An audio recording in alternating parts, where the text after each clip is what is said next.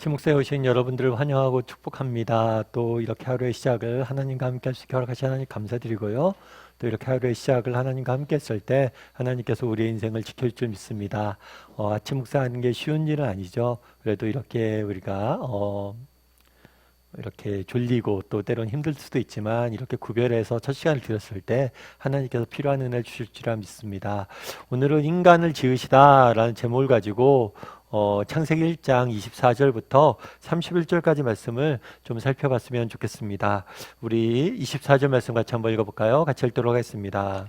하나님이 이르시되 땅은 생물을 그 종류대로 내되 가축과 기는 것과 땅의 짐승을 종류대로 내라 하시니 그대로 되니라. 예, 하나님께서 세상을 지으셨죠. 세상을 지으실 때 7일에 걸쳐서 지었습니다. 사실 우리가 7이라는 숫자를 중심으로 해서 날짜를 구분하는 그런 경우들이 많아요. 그런데 7일 동안 창조를 하셨다는 내용은 기독교만이 갖고 있는 독특한 특징입니다. 그래서 다른 창조의 다른 신화나 전설과 다르게 성경은 7일 동안 세상을 창조했다라고 하나님 말씀하시죠. 그럼 7일 동안 창조하실 때 어떻게 창조하셨다고 그랬죠? 첫째 날부터 셋째 날까지는 배경을 지으셨다고 그랬죠.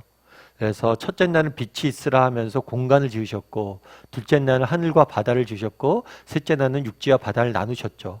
그 다음에 넷째 날부터 여섯째 날까지는 그 사이를 채우셨다라고 우리는 배웠습니다. 그래서 넷째 날에는 우주를 별들로 채우셨고, 다섯째 날에는 둘째 날 만드신 하늘과 바다를 채우셨고, 여섯째 날에는 땅을 만드시고 그 땅을 채우셨어요. 채우셨을 때 동물을 만드시고 맨 마지막에 뭘 만들었냐면 사람을 지으십니다. 그러면 인간을 지으실 때 어떻게 지으셨을까요? 우리 26절 말씀 같이 한번 읽어볼까요? 같이 읽도록 하겠습니다. 하나님이 이르시되 우리의 형상을 따라 우리의 모양대로 우리가 사람을 만들고 그들로 바다의 물고기와 하늘의 새와 가축과 온 땅과 땅에 기는 모든 것을 다스리게 하자 하시고. 인간을 만드셨는데 나머지 모든 것을 만드신 다음에 인간을 만드셨어요. 그런 이야기가 있죠. 주인공 맨 나중에 등장을 한다고. 그래서 아마 하나님께서 정말 이 세상을 창조하시고 그 창조의 정수로서 가장 핵심으로서 인간을 창조하셨죠. 근데 인간을 창조하실 때 좀 특이하게 창조하셨어요. 어떻게 창조하셨을까요? 오늘 본문에 보면 하나님이 이르시되 우리의 형상을 따라 우리의 모양대로 우리가 사람을 만들고 라고 되어 있어요. 우리의 형상을 따라 우리의 모양대로 우리가 사람을 만들었다. 그래서 우리라는 단어를 계속해서 반복해서 사용하는 모습들을 보게 됩니다. 그러면 이 우리라는 표현을 통해서 우리가 알 수 있는 점은 무엇일까요? 우리라는 표현을 통해서 하나님께 주고자 했던 메시지는 무엇일까요? 무엇보다도 우리라는 표현을 통해서 하나님이 어떤 분이신지를 우리가 알 수가 있죠. 하나님은 홀로 계신 분이 아니세요. 하나님은 삼위 하나님이 함께 계신 분이세요. 그래서 성부와 성자와 성령, 삼위 하나님이 함께 계시는, 그러니까 삼위 하나님이 어느 순간 생겨난 게 아니에요. 영원 전부터 하나님은 삼위로 계셨던 거예요. 그래서 이 우리라는 표현을 통해서 우리는 뭘 볼 수가 있냐면 삼위 대신 하나님을 우리는 보게 됩니다. 그리고 또 여기서 우리가 볼 수 있는 건 뭐냐면, 알 수 있는 건 뭐냐면 창조의 동기예요. 이건 무슨 얘기냐면 하나님이 외로워서 인간을 지으신 게 아니에요.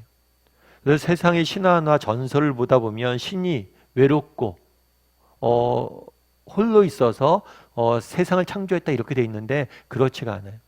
우리 하나님은 삼위 하나님을 계셨고 삼위 하나님이 충분히 서로를 사랑하시고 관계를 누리시고 외롭지 않으셨어요.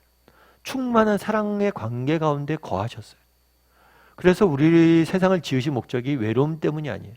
그렇다면 새로 세상을 왜 지으셨을까요? 그것은 삼위 하나님을 누리는 그 사랑의 관계를 뭐 하기 위한 거예요? 함께 누리게 되길 원하셨기 때문이에요. 예를 들면 그런 거였죠. 여러분, 우리가 남녀가 사랑을 하면 결혼을 합니다. 남녀가 사랑을 하면 결혼을 하면 여러분 결혼하면 어때요? 행복하죠. 둘만 있어도 행복해요. 세상 아무것도 없어도 남녀 두 명만 함께 부부가 함께 있으면 행복한 게 결혼이에요. 그런데 우리가 자녀를 낳습니다. 자녀를 왜 낳아요? 자녀가 필요해서 낳습니까? 자녀를 낳으면 얘가 나중에 돈을 벌어서 날 먹여 살릴 것이다. 이런 생각으로 자녀를 낳아요? 아니죠. 그런 생각으로 경제적인 관계로 자녀를 낳으면 그 사람 바보예요. 현대사회에서 자녀 키우는데 얼마나 많은 우리가 에너지 듭니까?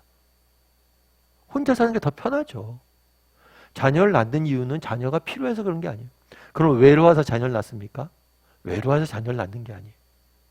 부부가 사랑을 하고 정말 그 사랑의 관계를 누리다 보면 어떤 마음이 생기는 거예요? 그 사랑을 나누고 싶은, 그 사랑을 확장하고 싶은, 그 사랑을 나눌 또 다른 존재를 원해서 그 사랑 때문에 자녀를 낳는 거예요. 자녀를 낳는 이유는 동기는 뭐 경제적인 문제나 다른 이유나 목적이 있는 게 아니라 동기는 사랑이에요. 마찬가지란 거예요.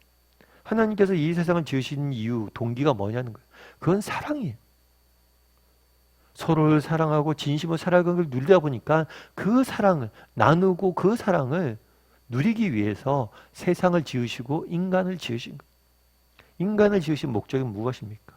하나님이 누리신 그 사랑을 우리가 함께 나누고 누리게 하기 위해서 인간을 지으신 거예요.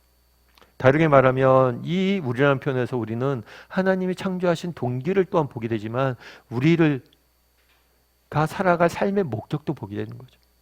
하나님께서 우리를 지으신 이유는 뭐예요? 사랑을 나누기 위해서 지으신 거예요. 다르게 말하면 우리 삶의 목적은 뭐예요? 이 사랑에 있어요. 사랑을 누리고 사랑을 나누는 것. 그것이 인간의 참된 삶의 목적이라는 거예요. 요즘 현대사회는 자유에 대해서 많이 이야기합니다. 그래서 인간의 가장 중요한 가치 중에 하나를 뭐로 이야기하냐면 자유에 대해서 이야기해요. 자유. 그런데 진정한 자유는 무엇이냐면 자신으로부터의 자유예요. 자기 중심성으로부터 자유해져서 정말 다른 사람을 사랑하고 섬길 때 우리는 참된 자유와 평안을 누리는 거예요. 왜요? 인간은 사랑을 위해서 지음받은 존재이기 때문에. 오늘 우리의 모양으로 우리의 형상으로 우리가 사람을 만들자라고 이야기합니다. 이 우리라는 표현을 통해서 우리가 볼 수 있는 건 뭐예요? 하나님이 어떤 분이신지 우리를 알게 됩니다. 그리고 이 세상을 창조하신 동기를 보게 돼요. 그리고 우리를 지으신 목적을 보게 돼요. 그건 뭐예요? 사랑이에요. 그런 반대로 우리는 얼마나 이 사랑을 추구하고 이 사랑을 누리며 살아가고 있을까요? 제가 예전에 어떤 글에서 하나 봤는데 어떤 이야기냐면 어떤 사람이 있어요. 여러분 컴패션이라고 아시죠? 컴패션이라고 제3세계에 있는 어린 아이들을 이렇게 돕는 사역이에요.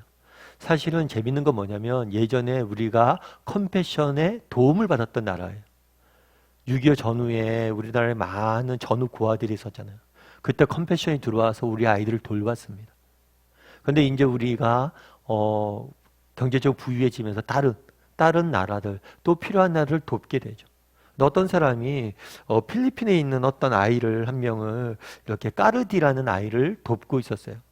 돕고 있는데 이렇게 컴패션을 하다 보면 그 친구가 맨날 사진을 보내거든요. 근데 사진을 보내는데 맨날 똑같은 사진을 보내는 거예요.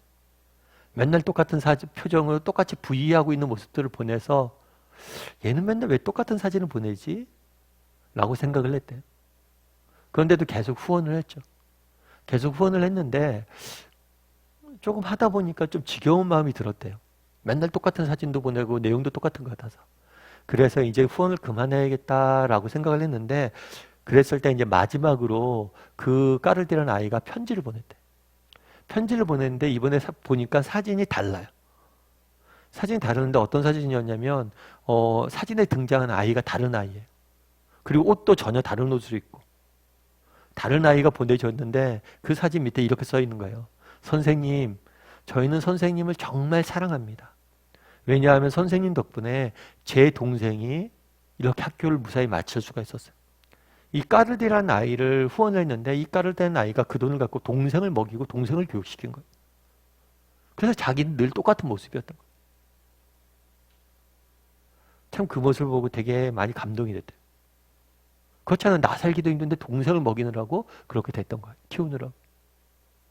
그러면서 내가 이 돕는 게 의미가 있었구나. 그러면서 뭐라고 썼냐면 선생님 정말 우리는 선생님 사랑하고 존경합니다.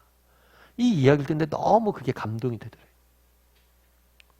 여러분 결국에 우리는 어떤 존재를 지음받았어요? 누군가를 사랑하고 섬기고 그때 참된 기쁨을 누리게 지음받은 거예요.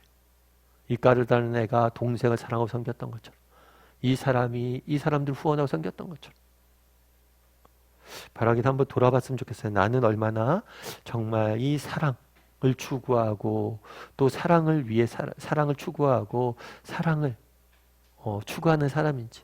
그래서 오늘 하루는 정말 우리를 지으신 목적 그대로 정말 사랑을 추구하고 사랑을 나누고 사랑을 베풀고 사랑을 전하는 그런 사람이 되겠다는 고백을 담아서 오늘 하루 또 살아가고, 작은 삶 가운데 작은 실천 하나, 사랑을 실천할 수 있는 오늘 하루가 되었으면 좋겠습니다.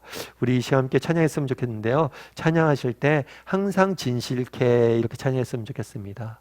정말 우리가 이 땅을 살아갈 때 하나님께서 우리를 지으신 목적 그대로 정말 우리가 하나님 닮고 하나님 사랑이신 하나님을 닮아가고 그 사랑을 실천할 수 있는 그런 사람이 되게 해달라고, 그렇게 우리를 빚어달라는 고백을 담아서 우리 항상 진실게 함께 찬양했으면 좋겠습니다.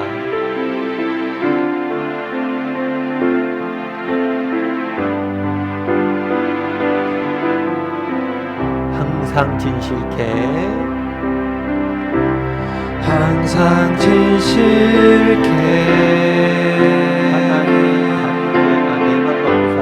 내 맘 바꾸사 하나님 함께 하여 주소서.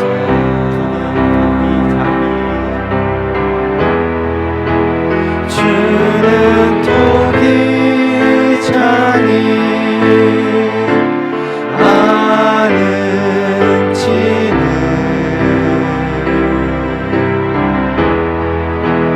날 빚으소서. 기도하오니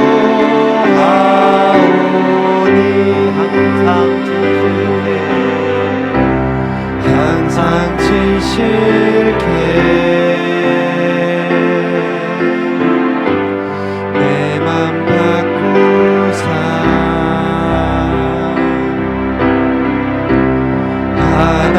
하나님답게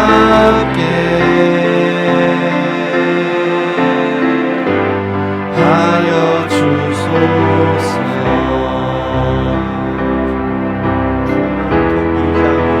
주는 독이 자니 나는 치는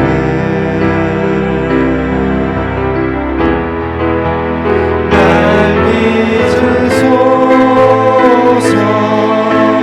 기도하오니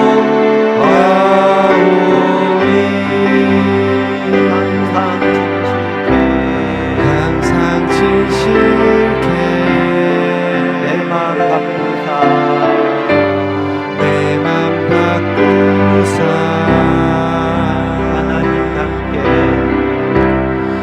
하나님답게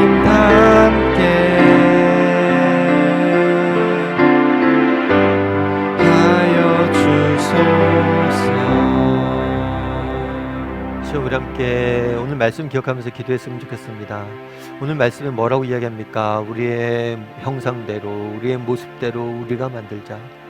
우리를 왜 지으셨습니까? 사랑을 위해서 지으셨습니다. 사랑하셔서 그 사랑을 나누고 사랑을 누리게 하기 위해서 우리를 지으셨습니다. 우리의 궁극적인 삶의 목적은 무엇입니까? 사랑입니다. 난 얼마나 이 사랑을 추구하는 사람인지 돌아보게 도와달라고. 정말 내 삶에 왜 기쁨이 사라집니까? 사랑 위에 다른 것을 추구하고 있기 때문 아닙니다. 정말 사랑을 추구할 줄 아는 사람이 되게 해달라고. 정말 그래서 하나님, 사랑이신 하나님을 닮아가는 우리 모두가 되게 해달라고. 오늘 하루 또 살아가는데 이 사랑을 작은 실천, 사랑의 작은 실천 하나를 할 줄 아는 사람이 되게 해달라고. 오늘 말씀 기억하면서 함께 기도했으면 좋겠습니다. 또한 기도하실 때 오늘 하루의 삶들을 하나님 지켜달라고 함께 기도하도록 하겠습니다. 같이 기도하시겠습니다.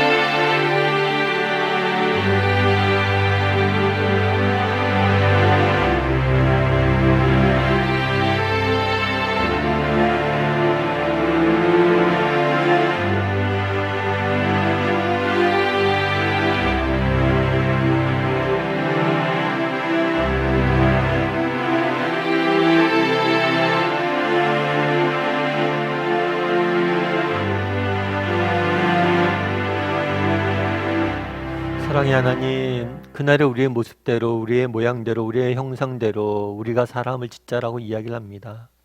하나님, 우리를 지으신 목적이 무엇입니까? 동기가 무엇입니까? 우리를 사랑하셔서 정말 그 사랑을 나누길 위해서 지으셨음을 압니다. 정말 우리의 인생의 목적이 사랑에 있음을 압니다. 하나님, 정말 나는 얼마나 사랑을 추구하는 사람입니까? 우리를 불쌍히 여겨주셔서 정말 날마다 그 하나님이 누리신, 그 삼위 하나님께서 누리신 그 사랑을 추구하고 그 사랑의 관계를 누릴 줄 아는 우리 모두가 되게 도와주시옵소서. 하나님을 좀 더 사랑하게 도와주시고 우리의 이웃을 좀 더 사랑하게 도와주시고 내 삶 가운데 사랑의 작은 실천들을 해나갈 수 있는 우리 모두가 될 수 있도록 주여 붙잡아 주시옵소서. 오늘 하루도 사랑의 하나님께서 사랑으로 우리를 붙잡아 줄 믿사오며 모든 말씀 예수님의 이름으로 기도드리옵나이다. 아멘.